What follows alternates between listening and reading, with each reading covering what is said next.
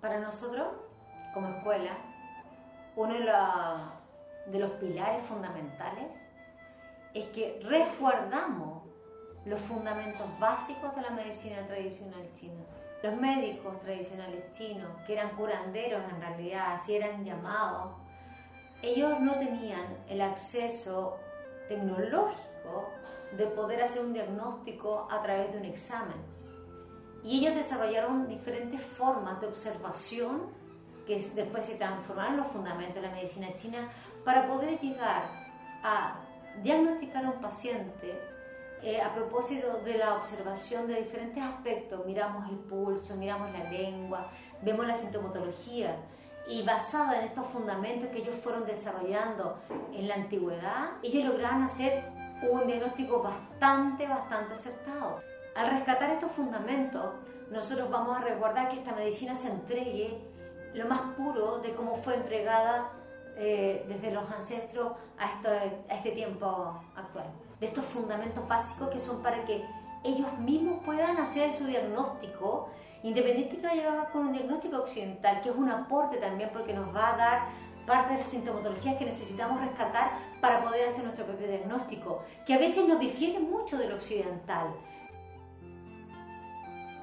Hay 5 elementos: el fuego, la tierra, el metal, el agua, la madera, y cada uno de estos tiene un alma, el cual tiene que estar relacionado con las emociones. Y muchas veces cuando estas emociones no están en equilibrio aparecen patologías psiquiátricas como la depresión. Ponemos énfasis en tratar, por ejemplo, la depresión a través de las almas, a través de puntos que conectan con las almas en cada uno de estos sistemas. Para nosotros la enfermedad es un desequilibrio. Quiere decir que es un sistema que está afectado y está afectando al poco tiempo a otros sistemas. Nuestro principio de acción es equilibrar lo que está en desequilibrio. Entonces, ellos desarrollaron una habilidad de observar y de diagnosticar a propósito del sentir de su paciente. Mirar, escuchar, sentir. Es lo que necesita el paciente, una contención amorosa para que nos pueda contar lo que realmente le pasa. Muchas veces el paciente no tiene espacio para hablar, sin juzgar, que uno puede hacer un espejo para el paciente y que se sienta que puede contar con esto, darle las herramientas para que se pueda recuperar y que vea su molestia o su malestar o su enfermedad como parte del aprendizaje de su vida, como empoderarlo frente a eso para que salga enriquecido frente a lo que le está pasando. En la medicina china se tratan síndromes, no patologías. Entonces, si un paciente viene y dice, yo tengo acá en la cabeza, yo tengo diabetes, uno empieza mirándole la lengua, empieza tomándole el pulso y hace un diagnóstico sindromático. Y a partir de ese síndrome se establece un espíritu del tratamiento. Y se trata con una receta, pero de puntos, que puede ir cambiando el diagnóstico sesión tras sesión.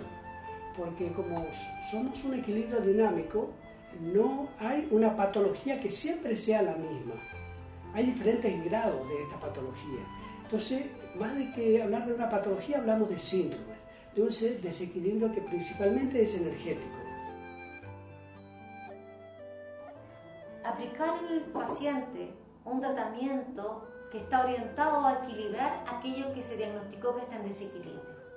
Eso es sanar.